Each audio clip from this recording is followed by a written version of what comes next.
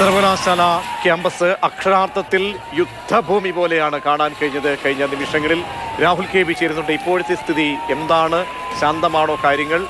സമവായത്തിലേക്ക് വല്ലതും പോകുന്നുണ്ടോ എന്നൊക്കെ ചോദിച്ചറിയാം. രാഹുൽ, നിരവധി ടിയർ ഗ്യാസ് ഷെല്ലുകൾ പൊട്ടി ജലപീരങ്കി നിരവധി തവണ പ്രയോഗിച്ചു. നിരവധി പ്രവർത്തകർ പോലീസുമായി ഏറ്റുമുട്ടുന്ന സാഹചര്യമുണ്ടായി. പിന്നീട് പ്രവർത്തകർ പുറത്തേക്ക് വന്നു. അന്വേഷണങ്ങളൊക്കെ നടന്നു. മുൻനിര നേതാക്കളുടെ ഭാഗത്തു നിന്നും ദേശീയപാതയിലേക്കുള്ള സമരത്തിന് പിന്നീട് തയ്യാറെടുത്തു. ഇപ്പോൾ അവിടെ സ്ഥിതി എന്താണ്? സമരം അവിടെ അവസാനിച്ചോ?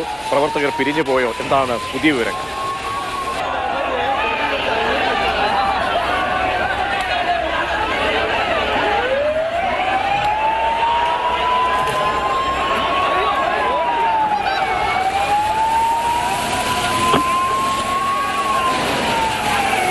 കടന്നുപോയത് കെ എസ് സി പ്രവർത്തകരെ ഇപ്പോൾ ആ പ്രതിഷേധ സ്ഥലത്ത് നിന്ന് മാറ്റി രംഗം തണുപ്പിക്കാൻ പോലീസിന് ഏതാനും കഴിഞ്ഞിട്ടുണ്ട്. കോളേജ് ക്യാമ്പസിൽ നിന്ന് പുറത്തേക്ക് ഇറക്കി ഈ കവാടം അടച്ചിരിക്കുകയാണ് പോലീസ്. ആദ്യം ഉണ്ടായത്. അതിനുശേഷം കെ എസ് സി പ്രവർത്തകർ 100-ലധികം വരുന്ന വയനാട്ടിൽ നിന്ന് മാത്രമല്ല തൊട്ടടുത്ത ജില്ലകളിൽ നിന്നൊക്കെ എത്തിയ കെ എസ് സി പ്രവർത്തകർ സംഘടിച്ച് പ്രതിഷേധവുമായി എത്തി ബാരിക്കേഡ് മറിച്ചിടാനായിരുന്നു ശ്രമം. ഈ പ്രതിപക്ഷ വിദ്യാർത്ഥി സംഘടനകളുടെ പ്രതിഷേധങ്ങളൊക്കെ നേരത്തെ തന്നെ പ്രഖ്യാപിച്ചതുകൊണ്ട് പോലീസിന്റെ ഭാഗത്തു നിന്നും വലിയ രീതിയിലുള്ള സന്നാഹമാണ് ഉണ്ടായത്. ബാരിക്കേഡ് സ്ഥാപിച്ചും ജലപീരങ്കി തയ്യാറാക്കിയുമൊക്കെ രാവിലെ മുതൽ പോലീസ് തയ്യാറെടുപ്പിലായിരുന്നു. അപ്പോൾ ഈ കെ സി പ്രവർത്തകർ എത്തി ബാരിക്കേഡ് മറിച്ച് ഇടാനുള്ള ശ്രമമായിരുന്നു ആദ്യം. ബാരിക്കേഡിന് മുകളിൽ കയറി നിന്ന പ്രവർത്തകർ മുദ്രാവാക്യം മുഴക്കി പോലീസ് ജലപീരങ്കി പ്രയോഗിച്ചു. അതിനുശേഷമാണ് ലാത്തി ചാർജിലേക്ക് കടന്നത്.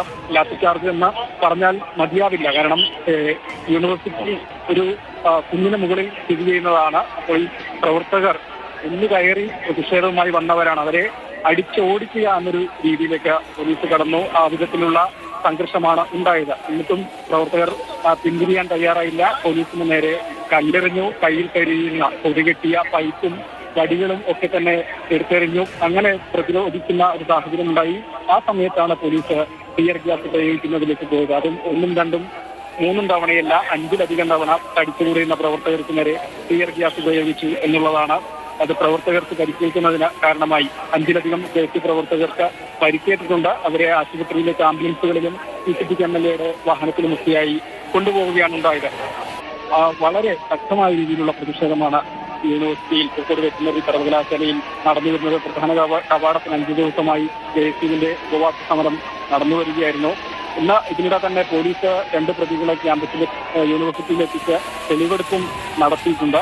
അതായത് ഈ വിദ്യാർത്ഥിനെ ആദ്യം മർദ്ദിക്കാൻ ആരംഭിച്ചത് ഹോസ്റ്റലിന് തൊട്ടടുത്ത് തന്നെയുള്ള പാറയുടെ കുന്നിന്റെ മുകളിൽ എത്തിച്ചാണ്. രാത്രി 9 മണിക്ക് ശേഷം ഇവിടെ 2 പ്രതികളെ എത്തിച്ചാണ് പോലീസ് തെളിവെടുത്തത്. അതുപോലെ നമ്മോടൊപ്പം കെ.എസ്.യുവിന്റെ സംസ്ഥാന വൈസ് പ്രസിഡന്റായ ഷമ്മാസാണ് ചേരുന്നത്. ഷമ്മക്ക് വലിയ രീതിയിലുള്ള പ്രതിഷേധം പോലീസിന്റെ നടപടി, ലാത്തി ചാർജ്, ടിയർ ഗ്യാസ് പ്രയോഗം ഒക്കെ നടന്നു. എത്ര പ്രവർത്തകർക്ക് കഴിക്കുന്നുണ്ട്? ഇനി എന്താണ്, എങ്ങനെയാണ് നിങ്ങൾ മുന്നോട്ട് നേരെ നിരന്തരം പ്രയോഗിച്ച് സമരത്തെയും പ്രതിഷേധങ്ങളെയും അടിച്ചമർത്താനുള്ളൊരു തീരുമാനത്തിന്റെ ഫലമായി തന്നെയാണ് അക്രമങ്ങളൊക്കെ അരങ്ങേറിയത്.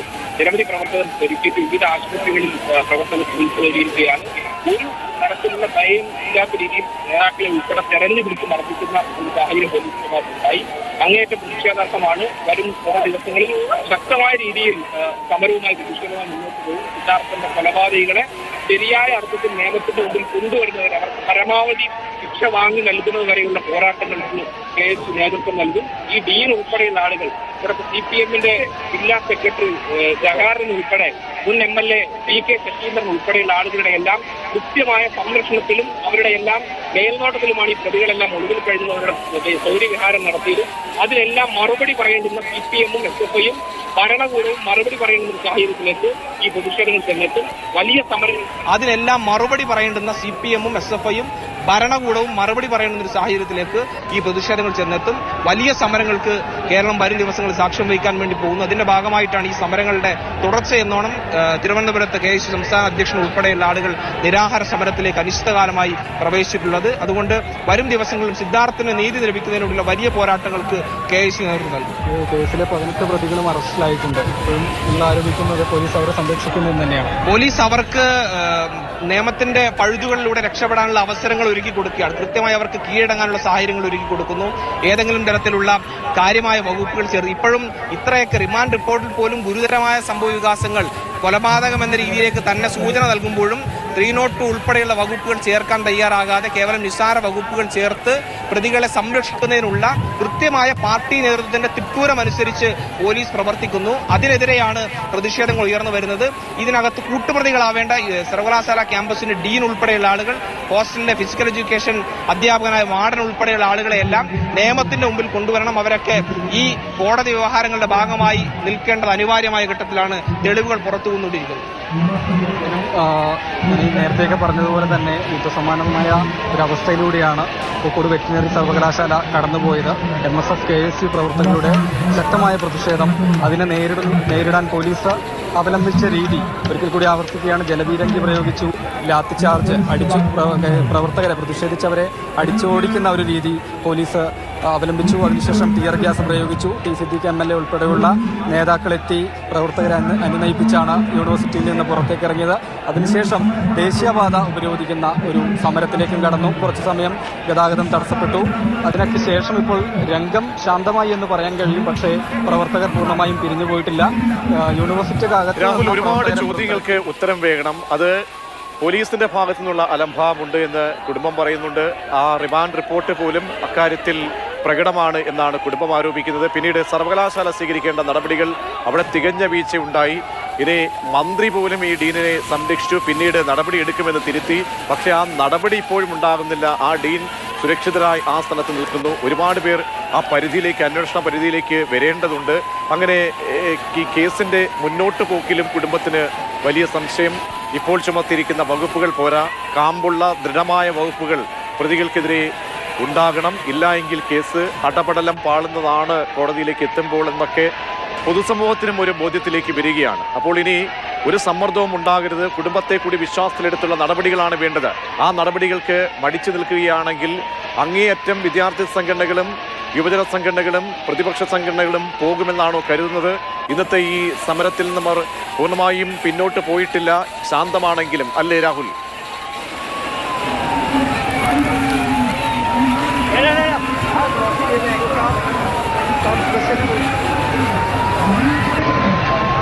പ്രതീക്ഷ തീർച്ചയായും അങ്ങനെ തന്നെയാണ്. പോലീസ് പ്രതികൾക്കെതിരെ ചുമത്തിയിട്ടുള്ള വകുപ്പുകൾ, അതുപോലെ റിമാൻഡ് റിപ്പോർട്ടിലൊക്കെ എടുത്തു പറയുന്ന കാര്യങ്ങൾ, ഇവർക്കെതിരെ ഏതായാലും ഗൂഢാലോചന കുറ്റം ചുമത്തിയിട്ടില്ല എന്ന് തന്നെയാണ്. ഗൂഢാലോചന കൂടി ചുമത്തണമെന്നൊരാവശ്യമാണ് കുടുംബത്തിനുള്ളത്. പോലീസ് അന്വേഷണം തൃപ്തികരമല്ല എന്ന കുടുംബം മരിച്ച സിദ്ധാർത്ഥന്റെ അച്ഛൻ ഇന്നും മാധ്യമങ്ങളോട് ആവർത്തിച്ചിട്ടുണ്ട്. CBI അന്വേഷണം ഉൾപ്പെടെയുള്ള, അതായത് ഇപ്പോൾ നടക്കുന്ന അന്വേഷണത്തിൽ വിശ്വാസമില്ല, മറ്റേജൻസികളുടെ അന്വേഷണം ആവശ്യപ്പെടേണ്ടതായി വരും എന്ന് തന്നെയാണ് സിദ്ധാർത്ഥിന്റെ കുടുംബം പറയുന്നത്. ഒപ്പം ഈ സംഭവത്തിൽ അറസ്റ്റിലായ പ്രതികളെ മജിസ്ട്രേറ്റിന് മുൻപിൽ ഹാജരാക്കുന്ന സമയത്ത് വയനാട്ടിലെ മുൻ MLA ആയ CK ശശീന്ദ്രൻ അവിടെ എത്തിയിരുന്നു. അത് പ്രതികൾക്ക് വക്കാലത്ത് പറയുന്നതിന് വേണ്ടിയാണ്, പ്രതികളെ സഹായിക്കുന്നതിന് വേണ്ടിയാണ് എന്ന വിധത്തിലുള്ള ആരോപണം കൂടി കുടുംബവും അതുപോലെ പ്രതിപക്ഷ പാർട്ടികളും ഉയർത്തിയിട്ടുണ്ട്.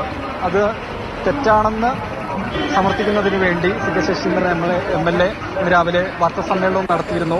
അതായത് ഈ കേസിൽ പ്രതി ചേർക്കപ്പെട്ടവരുടെ രക്ഷിതാക്കൾ ആവശ്യപ്പെട്ടത് പ്രകാരം മാത്രമാണ് പോയത്, മറ്റു സ്വാധീനങ്ങളൊന്നും ചെലുത്തിയിട്ടില്ല എന്നും CPM-ന് ഇതിൽ യാതൊരു ഇടപെടലും നടത്തിയിട്ടില്ല എന്നും വാർത്താസമ്മേളനത്തിൽ CK ശശീന്ദ്രൻ വിശദീകരിക്കുകയുണ്ടായി. CPM-ന്റെ വിശദീകരണ യോഗവും ഇന്ന് വൈകിട്ട് കോഴിക്കോട് ചേരാനിരിക്കുന്നുണ്ട്. കേസിൽ ദുർബലമായ വകുപ്പുകൾ മാത്രമാണ് പോലീസ് ചുമത്തിയിട്ടുള്ളത്. കുടുംബം ചേർക്കണമെന്ന് ആവശ്യപ്പെടുകയാണ്. ഒപ്പം മറ്റ് ഏജൻസികളെ കൊണ്ട് കേസ് അന്വേഷിപ്പിക്കണം എന്നൊരു കാര്യം കൂടി കുടുംബം ഈ ഒരു ഘട്ടത്തിൽ മുന്നോട്ട് വെക്കുന്നുണ്ട്. അതിനൊപ്പം തന്നെയാണ് ഞാൻ നേരത്തെ പറഞ്ഞതുപോലെ തെളിവെടുപ്പ് ഉൾപ്പെടെയുള്ള നടപടികളുമായി പോലീസ് മുന്നോട്ട് പോകുന്നുണ്ടോ. എന്തൊക്കെയാണ് വിശദാംശങ്ങൾ? കഴിഞ്ഞ ദിവസം സിൻജോ ജോൺസിനെ കോടതിയിലേക്ക് കൊണ്ടുപോയി ഈ മർദ്ദിക്കാൻ ഉപയോഗിച്ച ഗ്ലൂഗണിന്റെ വയറടക്കമുള്ള ഭാഗങ്ങളൊക്കെ തന്നെ എടുത്തു, ചെരുപ്പുൾപ്പെടെ പരിശോധിച്ചു. മറ്റ് തെളിവുകൾ ശേഖരണം കാര്യക്ഷമമായി നടക്കുന്നുണ്ടോ? കാരണം ഒരുപാട് സംശയങ്ങളുണ്ട്. എങ്ങനെയാണ് ഈ ഹോസ്റ്റലിൽ അവിടെ ഒരു ഫോറൻസിക് പരിശോധന അത് കൃത്യമായി നടന്നിട്ടുണ്ടോ? ഫോറൻസിക് റിപ്പോർട്ട് ഈ കേസിനെ സംബന്ധിച്ചോളം വളരെ പ്രധാനപ്പെട്ടതാണ്. അങ്ങനെയൊക്കെ സൂക്ഷ്മമായി നോക്കുമ്പോൾ പുതിയ സാഹചര്യത്തിലുള്ള തെളിവെടുപ്പുകൾ, പ്രതികളെ എല്ലാവരെയും ഒക്കെ എത്തിച്ചുകൊണ്ട് തെളിവെടുക്കാനുള്ള സാധ്യതകൾ ഇതൊക്കെ കാണാൻ കഴിയുന്നുണ്ടോ?